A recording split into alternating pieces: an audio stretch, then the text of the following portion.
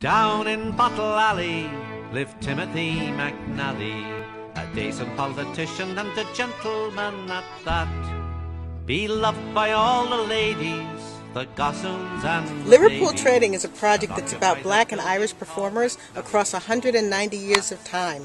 Liverpool Trading is about this woman, Beverly. Upon her mother's death, she decides to go through her old trunk and finds relics from Liverpool, including a club ticket, a shackle, and a t-shirt from a trip-hop show.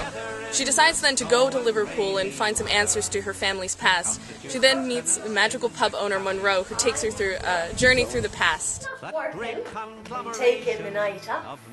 Silly girl. Come now, before the sailors are all gone and we're left with rubbish. My name is Nathan Willis, and I'm playing the character of Monroe, who is a pub owner from Liverpool. Talks a little differently from me. He's from Liverpool, from Merseyside. He talks more like that. He owns a pub, and he's been owning it for a very long time, and he looks after everyone that comes through Liverpool. Okay, gentlemen! Gentlemen, begin! Hey, come on!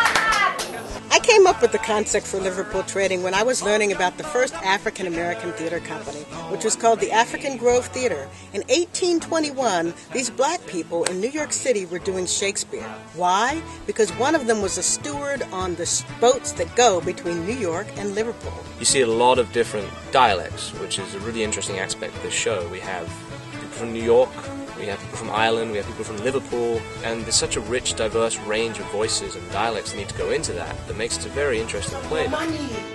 Who James? The one that comes round here late, wearing smelly perfume that comes from God knows where. That James. He knows about entertainment. We have a team of playwrights who come together to create the words and the language of the play, but we also have choreographers who create the movement steps.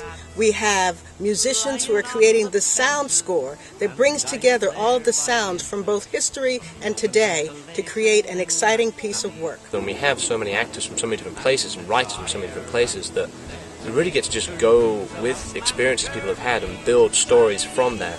It's been a completely collaborative process, which is different than writing a play on your own. You have to decide together where the project is going to take you, what the characters are feeling. We've been collaborating with Nathan on dialects and slang, things that we wouldn't know from growing up in New York.